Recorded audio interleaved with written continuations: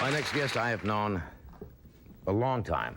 I think the first time I saw Johnny Winters was when I was back filling in for Jack Parr. A lot of people forget that Jack Parr had a morning show. Do you remember that? Sure I do, yeah. On CBS. He used to do it out of Grand Central Station. They used to do 3 hours. I don't know why I got into this, but I was saying he did it at 7 in the morning and did 1 hour for the East Coast. This is all live. Then the Midwest and the East and West Coast would pick up the second hour.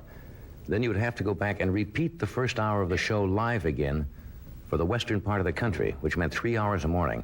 And all of a sudden one day I was filling in for Jack, and this had to be, I think, in 1956 or 55, something like that. And they said, there's a strange man here. And Johnny Winters came out, and he was strange, and he was funny, and he's a brilliant and inventive guy, and it's always something to look forward to when he shows up here. Would you welcome Jonathan Winters?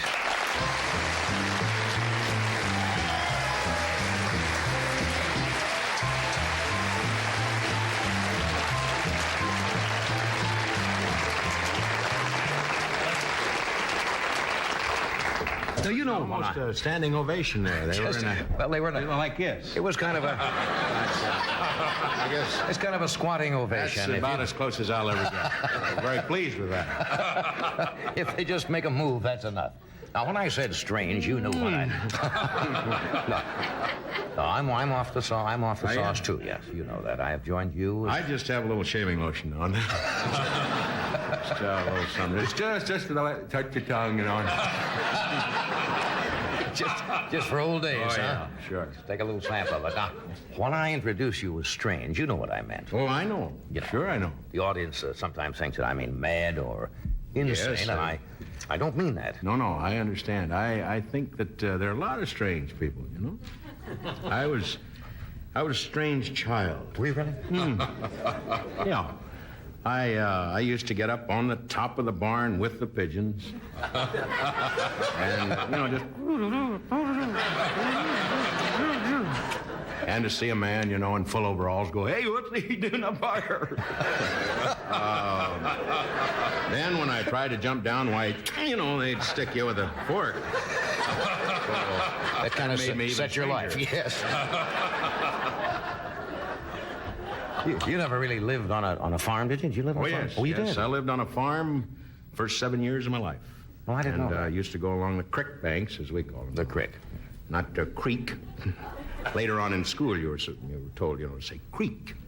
But I still say crick. And What the hell with them? You're out of school? I'm out of you know? school. I paid their little bills. And, but I shucked corn and cut wheat. Made a great salary. I think 3 months, $25 was tops to get my bicycle. And I always tell my boy that, and he does this. Yeah.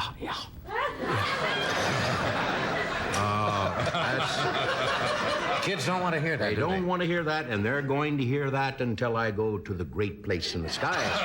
The great silo up there Yes, the somewhere. great silo. But I still enjoy going back to the farm. I did want to tell you a little kind of a semi-funny story. Never want to say funny because they're, let's hear it. That wasn't funny. Wasn't funny. So I went back, I usually go back home, being from Ohio. I know you're from Nebraska, and you're Ed from Pennsylvania. New England. That covers a lot of states. I guess you owe some bills back there. The minute that's like my saying the Middle West. It's all right. I went home this last weekend, you know, to Nebraska. Oh, did you go home to Nebraska? I went home to Nebraska. Yeah. We're up there. Had a great time. Two folks from Omaha. Did you? But you returned home, huh? I returned home for, my reason was for money. I went home to do a commercial just north of Cincinnati, and, guys, thank you. Nebraska and Ohio are tied. But at any rate, I went up to see an old friend of mine, Wally. I don't think we have to give Wally's last name. For a lot of reasons. But he had the big blues on, the big Benz, as we call the full bib overalls. And I went in to see him. He was getting ready for, it was fishing time now back home. You know, it's been a couple of months now, I guess they've been fishing. They've had some tornadoes which took the majority of the fish away. Just...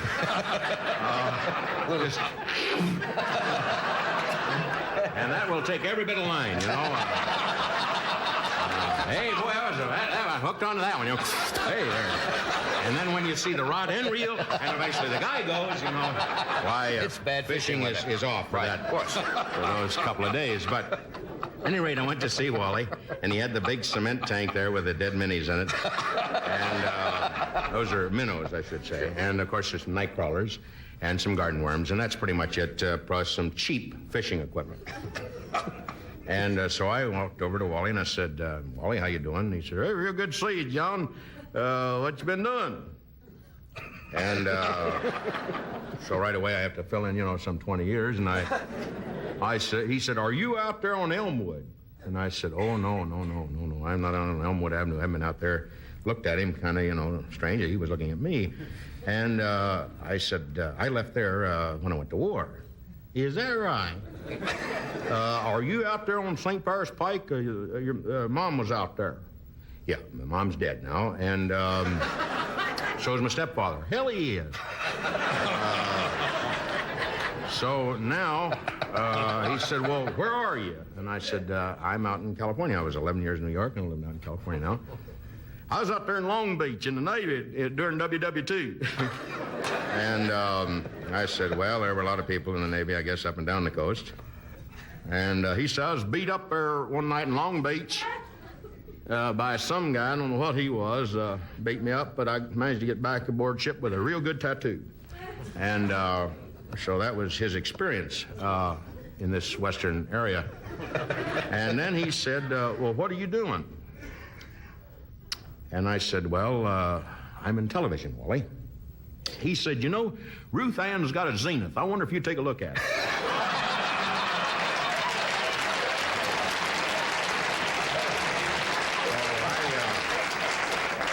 I said then, I don't know why I said this, but I said, no, I'm an actor, a comedian.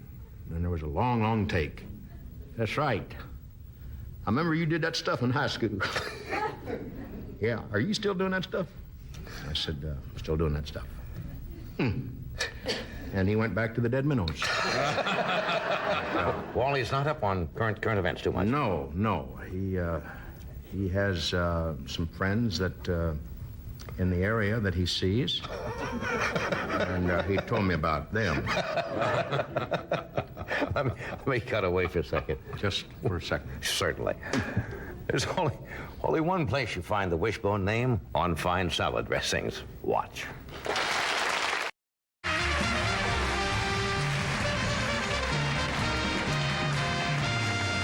We're back. Thank you, Doc. And we're talking to Johnny Winters, and we have Ellen Swarby from the Waltons, Ed Bluestone, and Bud Greenspan. We thought we might have some fun, because John gets a kick out of doing this, and he did it all the time on his own show. And you're great at it, just improvising something. And we thought, since this is a political year, we just might set up a few little premises here and play a few different types of people. What do you want to start off? Maybe an old ex-president? Maybe the one living ex-president or something like that? Any particular name at all that... Millard Settlinger. Millard Settlinger. Ladies and gentlemen, it's our great pleasure to talk with the only living American ex-president, Millard Settlinger. Mr. President, and I understand that you are always Mr. President, even though, of course, you are now out of office. Oh, yeah, that's standard, you know. It's like a man is a colonel or a general, you know. He's always a general. Uh-huh. Does Mrs. Settlinger refer to you as the president, or does she call you Millard? She's in the basement a lot. And she's scotch taped down there to an old wicker chair. I see. I just, you know, after I got out of office, she was good to me in office and with me and helped me campaign, you know, and everything. She would always say the right hand, you know, and all that noise. Woman behind the man. Well, now she just sits in a chair and does this with potatoes or apples, you know. Do you still keep active? I phased her out. Phased her out. Do you still keep active, Mr. President, on what is happening? Yes. I read everything I can get my hands on. I go through a drugstore real quick and pick them up, you know, and read them, and then end up with some milk, you know, cookies, rather than pay for the magazines. Mr. President, now this question, I hope, Mr. President, you realize that I'm asking this question with all due respect of your office, but it's well known to the voters of this country that you were a poor farm boy. Oh, gosh, we didn't have anything. You became president. You come from a poverty-stricken family, and yet today you live in a $6 million home. And well, do you care to comment at all on that? How on a president's salary? I really don't care to comment on that. I'm toward the end of my string, and I don't want it snapped. I did come into some money. Oh, I see. Through the people. I see. And I wrote to them, all the people in my state, you know, and I said, give me some money. And I don't want to go back to where I was in a little terrible house that we had, was, you know, like this. And, why, thank you for it. It's been nice talking with you. Well, nice to talk to you. How would you like to be remembered, Mr. Settlinger? Your greatest accomplishment as president that the people will remember you for? Well, let me say this. And there's, you know, I know you're getting signs all the time in life. Give me the bottom line. Let's get to it. Right. For a man 86, I think it's a miracle my delivery is still darn good. All I want is a simple tombstone. Not really tombstone, strike that. No tombstone. I want a parking meter with just expired on it. Thank you, Mr. President.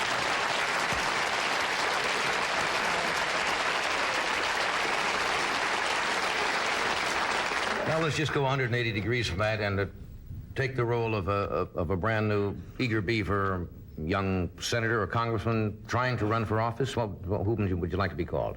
Brainerd Stayfuss. Ladies and gentlemen, I'm here with Brainerd Stayfuss. Brainerd Stayfuss. Brainerd Stayfuss from this district, who is running for United States Senator. No, I'm running for president. Running for president, I see. Well, I have been a senator. I'm tired of that. I see. You want to move up. Yeah. Don't you think you announced a little late, Mr. Stayfuss, to enter this race? Better late than never. You know, that's one of our little things on our bumper stickers. That's not exactly the most original slogan, I might point out. No, it isn't, but we've been handicapped with only 6 people working in my staff, 2 teenagers, a veteran of a war, and my brother, my sister, and myself. And I'm really excited because I got some fantastic ideas. I really do. How does your program differ from any of the other candidates? What are you going to give the people? Well, I'm going to give them more woods. More woods. More hillsides. You're an environmentalist. You better believe it. I live out in the woods a great deal of time. I'm an outdoor guy. You can look at this. Who would live indoors with this stuff? I love nature. I love nature. I love nature. I'd put a stop to the gun law. I think we ought to have guns, but they should be made of licorice. Well, that's it. So if you say freeze, the guy just bites the gun off. Well, that's certainly a new approach, but you'll probably hear from the National Rifle Association about that. You're going to hear from somebody all the time. Right. My phones are open. So we have 2. Back to nature. Back to nature. Back to nature is number woods. 1. Taxes are going to be with us for a long, long time. Right. I'd like to eliminate 95% of them. And of course, that's then we don't have no Army, no Navy, nothing. Then you don't have so many things. What about the rich? Would you tax the rich more? You think? I don't think there are many rich left. Nope. I think you can get about 55 of them and put them in a good-sized semi and just take them for a hard ride. And I think they'll come around. Well, Brainerd, is it Brainerd? Brainerd Stayfuss. Is that a family name? I'm gonna definitely. Oh yeah, this was a tough thing with my growing up. I was one of those kids, believe it or not, was very thin as a child and was beaten up through and into high school. And then my body took its place in life. And I turned on guys and dropped them, boy. That's another thing I'm going to put through, is to be able to drop a guy and get away with it. Well, thank you, and I wish you luck on your race, Senator. Interesting prep. Now, let's try.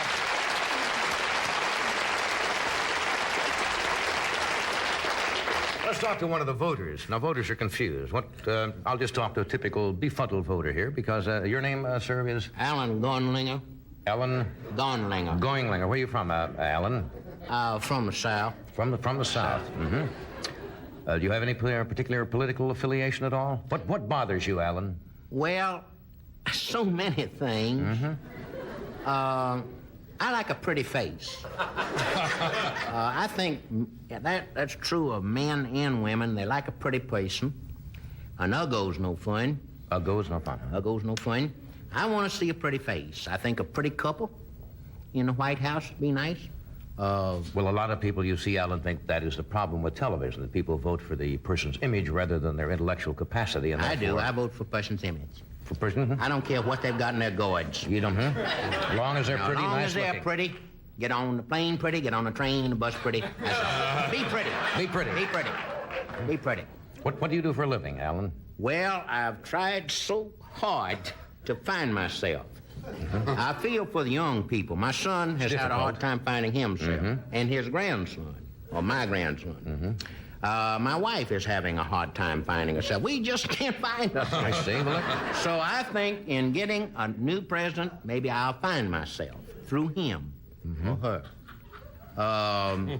I really, what I have. My late brother. I'm sorry, I didn't know. Oh, it's all right. Oh, I'm sorry.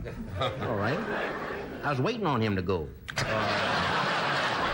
He left me $46,000. That's nothing today. I just couldn't, I had one party and it was gone. But he would have wanted me to do that, I think. But I'm very happy. I travel around a great deal, just all over America. Liking meeting pretty people. You stay long enough in a good airport, you'll see somebody pretty. I found somebody the other day, a very attractive woman. How about Mrs. Gunlinger? Is she what you would call a pretty woman? Did you marry her? Yes, I married her about a year ago. I married quite late. Oh, I see this. I'm 50. She's 49. That is quite late, and is there any particular It's reason late you for waited? her. Late. It's late for me, too. She is just doing this. Yeah. That's with gum. So, how long we'll stay together, I don't know. I thank you, Mr. Gunlinger, for being with us. It's been nice to Well, get the voice of the voter today. I appreciate being here. I'm sorry my wife couldn't get here. Oh, she's not here today. No, she fell off the bus. She bombed. But she got on with a young teenager on a motorcycle, and they went off into Bakersfield. Thank you, Mr. Gunlinger, for that voice of America. Look. Hey, it's always great to have you here. Well, I hate to run. I'm I know you doing got- a play in Bakersfield, and Albert Denler, Walker Stench, Martha Bradley Nindler, and I love her. myself. Always have loved her. We The made first over lady of the $75. theater. Yeah, made over $75 this past month, and where things are going to really pick up. We really believe that. It's called The Great Tree, and The Great Tree. The Great Tree. And I had forgotten the theater. You just it's way in back of some stuff. I thank you for coming and give my best to that wonderful cast, will you? Johnny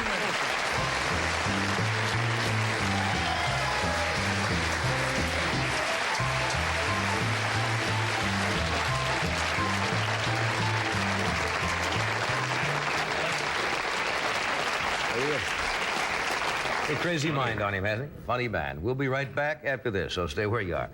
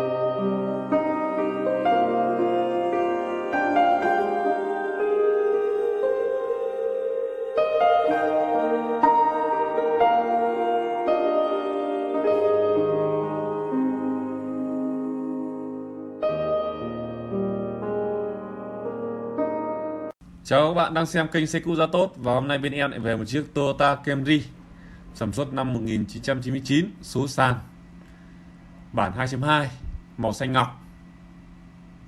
Nhưng nhìn tổng thể chiếc xe, cứ đi một vòng quanh xe để xem nào. Nhưng chiếc xe nhìn qua rất là cứng cáp, màu sơn rất là đẹp.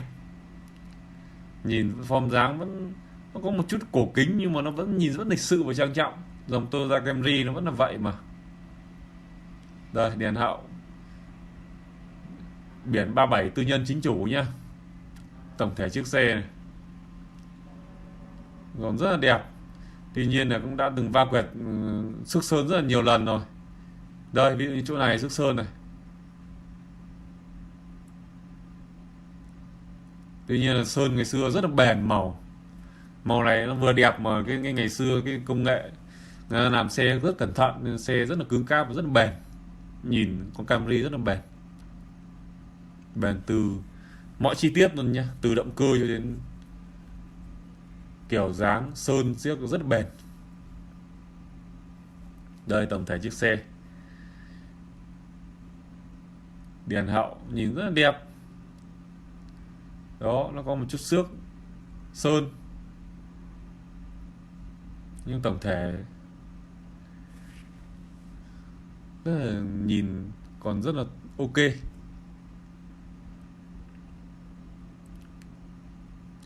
Xi nhan đã được tích hợp ở sườn xe rồi. Xe được trang bị 4 lốp la răng rất là đẹp, phanh đĩa.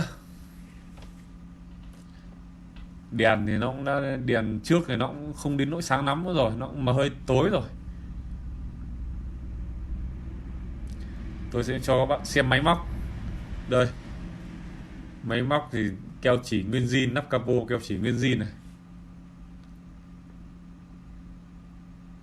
Rồi, còn cả tem nữa cơ.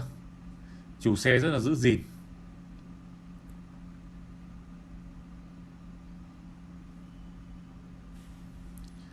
Chứ nhìn nắp capo mà nhìn nó vẫn ngày xưa sơn rất là đẹp như này là biết là xe còn chất như nào. Đây,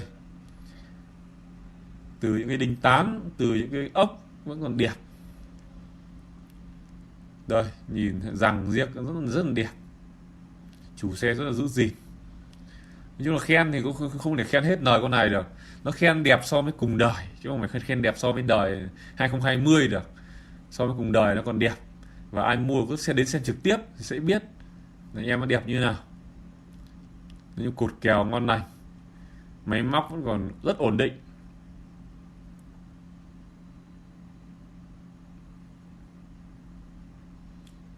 Cứ đến xem chi tiết và chạy thử xe.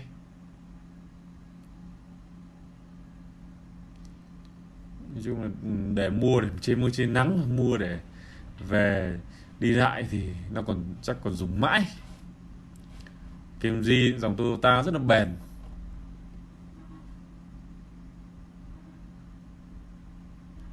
Cột kèo keo chỉ, rằng riếc còn rất là đẹp.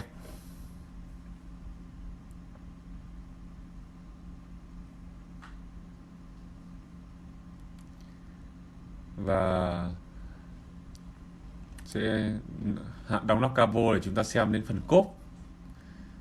Cốp phải dùng khóa để mở cơ, thì tôi lấy chìa khóa đã.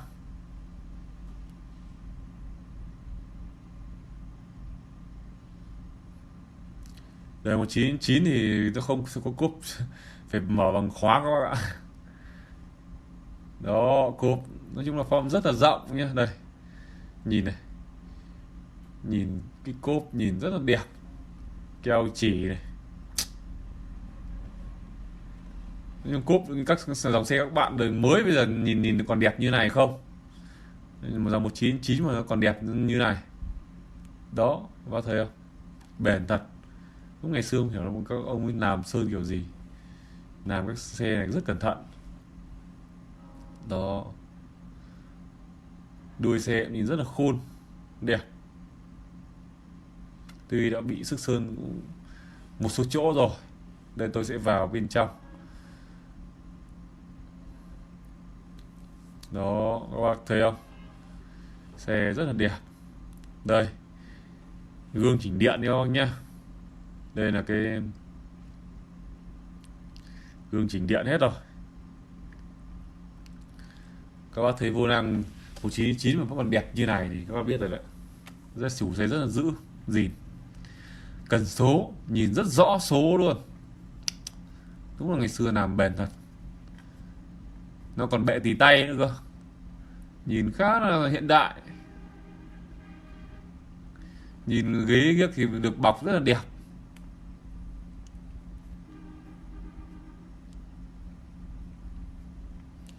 Ghế bọc đẹp. Được, đẹp. Hàng ghế sau rồi, đẹp không? Đây, trần 3D nhá. Úi giời. Trần này thì đẹp hơn cả những con đời mới. Đúng là quá ngon.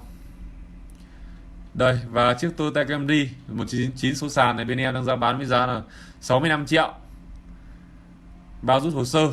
Hồ sơ đang cầm trên tay rồi, rút từ Nghệ An rút về rồi. Chiếc xe này thì nó cũng đã từng va chạm và từng xước sơn rất là nhiều chỗ. Nhìn trên video là không nhìn kỹ được. Tuy nhiên là các bác cứ đến trực tiếp xem xe. Và ai mua thì hãy sớm với em có số điện thoại để trên góc màn hình. Nhưng xe thì không phải bàn rồi, bàn về cứ đến xem trực tiếp. Nói về nó đẹp nhưng mà cứ nói cái trên mạng này thì cũng không rõ được, cứ phải đi xem trực tiếp và đi thử. Nhưng bản 2.2 rất là ok. Những chiếc xe này mà về trên mưa trên nắng đi mua mấy ông thầy về mua về dạy cũng được. Và ai mua thì hãy sớm với em nhé. 65 triệu cho một chiếc Toyota Camry. Mua về dạo chơi cũng được. Và xin chào tất cả mọi người.